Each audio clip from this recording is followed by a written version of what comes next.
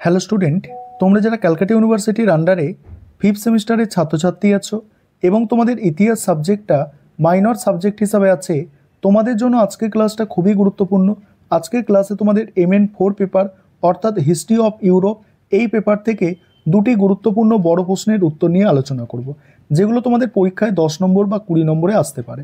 R history of Europe এই যে পেপারটি আছে, এটা তোমরা যারা MDC কোর্সের স্টুডেন্ট আছো এবং তোমরা যারা অনার্স কোর্সের স্টুডেন্ট আছো, তোমাদের উভয়দেরই এটা মাইনর 4 পেপার হিসাবে পড়তে হচ্ছে।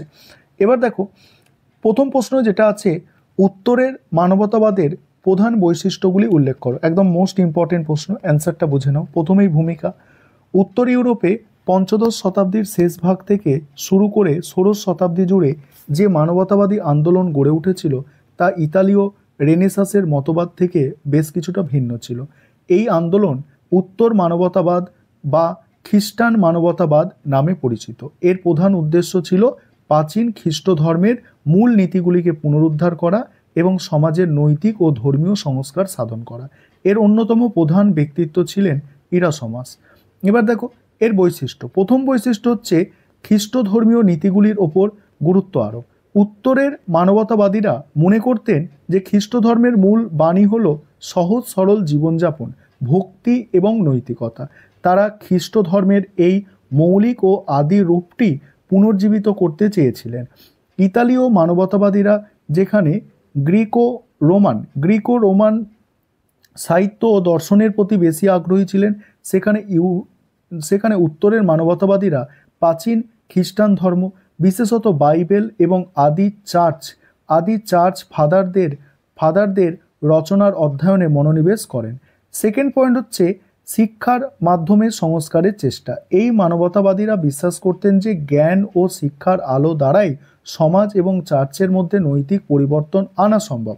তারা কেবল পণ্ডিতদের মধ্যে জ্ঞান সীমাবদ্ধ না রেখে সাধারণ মানুষের মধ্যে শিক্ষার প্রসার ঘটাতে চেয়েছিলেন। এই উদ্দেশ্যে তারা বাইবেলের নতুন সংস্করণ তৈরি, স্কুল প্রতিষ্ঠা এবং ধর্মীয় বিষয়ে জনসচেতনতা বৃদ্ধির জন্য গ্রন্থ রচনা করেন।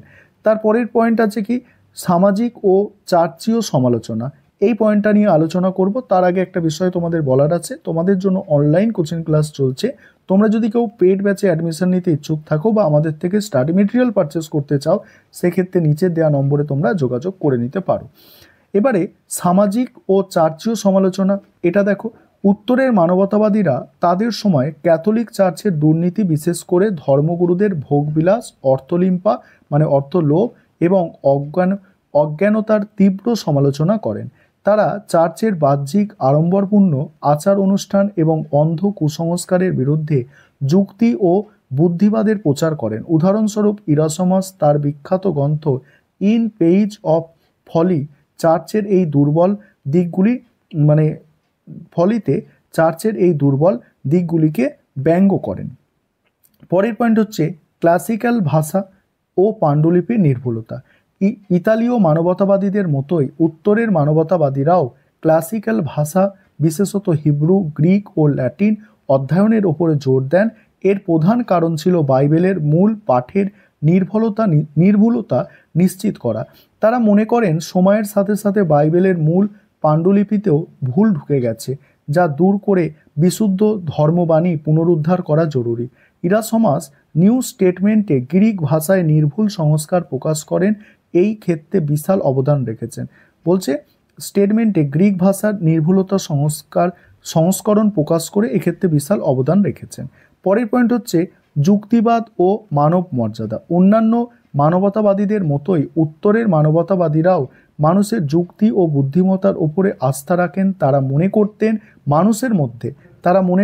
মানুষের মধ্যে ভালো মন্দ বিচার করার ক্ষমতা রয়েছে এবং তারা নিজেদের প্রচেষ্টায় নৈতিকভাবে উন্নত হতে পারে। এই বিশ্বাস তাদেরকে এক ধরনের আশাবাদী দৃষ্টিভঙ্গি প্রদান করেছিল।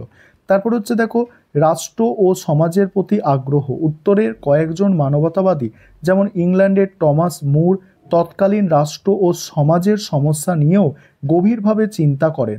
মুরের ইউটোপীয় গ্রন্থে এক আদর্শ সমাজের বর্ণনা দেওয়া হয়েছে যেখানে ব্যক্তিগত সম্পত্তি নেই এবং সামাজিক ন্যায়বিচার ও সহাবস্থান বিদ্যমান। এটি ছিল তাদের নৈতিক আদর্শকে বৃহত্তর সামাজিক কাঠামোর মধ্যে প্রয়োগের একটি প্রচেষ্টা। তারপরে তোমরা উপসংহার দিয়ে এই প্রশ্নের উত্তরটা শেষ করবে। এবারে আছে দেখো, এবার দ্বিতীয় প্রশ্ন আজকের ক্লাসে, এটাও হচ্ছে মোস্ট ইম্পর্টেন্ট একটা প্রশ্ন। এটা কি আছে দেখো, এই প্রশ্নটা হচ্ছে সামন্ততন্ত্র থেকে ধনতন্ত্রের রূপান্তরের বিতর্ক পর্যালোচনা কর। এখানেও ইন্ট্রোডাকশন দিয়ে শুরু করবে। ইউরোপের ইতিহাসে সামন্ততান্ত্রিক অর্থনৈতিক ব্যবস্থা থেকে আধুনিক ধনতান্ত্রিক ব্যবস্থার উত্তরণ এক সুদূরপ্রসারী ঘটনা। এই রূপান্তর কবে, কিভাবে এবং কেন হয়েছিল তা নিয়ে ঐতিহাসিকদের মধ্যে প্রবল ঐতিহাসিক বিতর্ক বিদ্যমান। সামন্ততন্ত্রের অভ্যন্তরের সংকট, বহির্বাণিজ্যের প্রসার নাকি জনসংখ্যা তাত্ত্বিক পরিবর্তন, কোন কারণটি মূল চালিকা শক্তি ছিল তা নিয়ে মার্ক্সবাদী, বাণিজ্যবাদী ও জনসংখ্যা তাত্ত্বিক ঐতিহাসিকরা ভিন্ন ভিন্ন মত পোষণ করেন। এবারে এখানে প্রথম যে পয়েন্টটা আছে দেখো, প্রথম পয়েন্ট হচ্ছে অভ্যন্তরীণ সংকট ও মার্ক্সবাদী বিতর্ক। ব্রিটিশ মার্ক্সবাদী ঐতিহাসিক মরিস ডব মনে করেন সামন্ততন্ত্রের অভ্যন্তরীণ কাঠামোতেই এর পতনের বীজ নিহিত ছিল। তার মতে সামন্ততান্ত্রিক উৎপাদন ব্যবস্থায় কৃষকদের ওপরে অত্যাধিক শোষণ এবং সামন্ত প্রভুদের অদক্ষতা ও ব্যয়বহুল জীবনযাত্রা অর্থনীতির ভিত্তি দুর্বল করে দেয়। এর ফলে কৃষকদের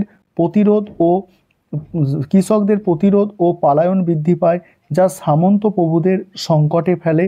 অপর মার্ক্সবাদী ঐতিহাসিক পল সুইজ এই ধারণাকে চ্যালেঞ্জ করে বলেছেন শুধুমাত্র অভ্যন্তরীণ শোষণ পতনের কারণ হতে পারে না। তার মতে বহির্বাণিজ্যের প্রসার এবং বাজার অর্থনীতির উত্থান সামন্ততান্ত্রিক ব্যবস্থায় ফাটল সৃষ্টি করে। এই দুই পণ্ডিতের বিতর্ক মার্ক্সবাদী ব্যাখ্যার মধ্যে এক নতুন মাত্রা যোগ করেছে। তারপর হচ্ছে দেখো জনসংখ্যা তাত্ত্বিক ব্যাখ্যা। জনসংখ্যা তাত্ত্বিক ব্যাখ্যায় কি বলা হচ্ছে দেখো, এম এম পোস্টান এবং তার অনুগামীরা সামন্ততন্ত্রের সংকট ব্যাখ্যা করতে জনসংখ্যা তাত্ত্বিক কারণের ওপর জোর দেন। তাদের মতে ত্রয়োদশ শতাব্দীতে জনসংখ্যা বৃদ্ধির ফলে কৃষি জমির ওপর চাপ সৃষ্টি হয় এবং জমির উৎপাদনশীলতা কমে আসে। এর ফলস্বরূপ চতুর্দশ শতাব্দীর কৃষি সংকট ও দুর্ভিক্ষর পরিস্থিতি তৈরি হয়। পরবর্তীতে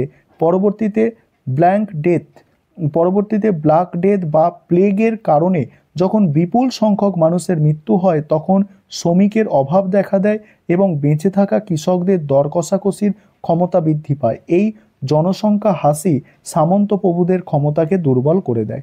তারপর হচ্ছে দেখো বাণিজ্যের ভূমিকা। এখানে কি বলা হচ্ছে দেখো, বেলজিয়ান ঐতিহাসিক হেনরি পিরেন এই ধারণার অন্যতম প্রবক্তা। তার মতে সামন্ততন্ত্রের মূল বৈশিষ্ট্য ছিল এর স্বয়ংসম্পূর্ণতা। একাদশ শতাব্দীর পর থেকে ভূমধ্যসাগরীয় এবং উত্তর ইউরোপীয় বাণিজ্যের পুনর্জীবন ঘটে। এই বাণিজ্যের প্রসারের ফলে শহরের উত্থান ঘটে এবং একটি নতুন নতুন বণিক শ্রেণীর সৃষ্টি হয়। আর এই বণিক শ্রেণী সামন্ততন্ত্র প্রথাকে উপেক্ষা করে মুক্ত বাজার ও মুদ্রা ব্যবহারকে জনপ্রিয় করে তোলে, যা সামন্ততন্ত্রের ভিত্তি নষ্ট করে দেয়। সামন্ততন্ত্র থেকে ধনতন্ত্রের রূপান্তরের ক্ষেত্রে এই বাণিজ্যকে দ্রাবক হিসাবে দেখা হয়। তারপরে কি বলা হচ্ছে দেখো, তারপরে বলা হচ্ছে শ্রেণী সংগ্রাম ও কৃষি কাঠামোর পরিবর্তন। মার্কিন সমাজতাত্ত্বিক রবার্ট ব্রেনার ডব সুইজি ও জনসংখ্যা তাত্ত্বিক উভয় মতবাদের সমালোচনা করেন। তার মতে মূল কারণ ছিল গ্রামীণ সমাজের শ্রেণী সংগ্রামের প্রকৃতি এবং সম্পত্তির অধিকার সংক্রান্ত কাঠামোগত সম্পর্ক। বেনারের ব্যাখ্যায় পশ্চিম ইউরোপের কৃষকরা সফলভাবে সামন্ত প্রভুদের উচ্ছেদ করে নিজস্ব খাজনার বিনিময়ে জমি নিশ্চিত করতে সক্ষম হয়। অন্যদিকে পূর্ব ইউরোপ ওই সংগ্রাম ব্যর্থ হওয়ায় সেখানে সামন্ততান্ত্রিক শোষণ আরও দীর্ঘকাল টিকে থাকে। বেনার দেখান যে কৃষকদের এই সাফল্যই ইংল্যান্ডে ধনতান্ত্রিক কৃষি ব্যবস্থার জন্ম দেয়। এবং শেষে উপসংহার দিয়ে তোমরা প্রশ্নের উত্তরটা শেষ করবে।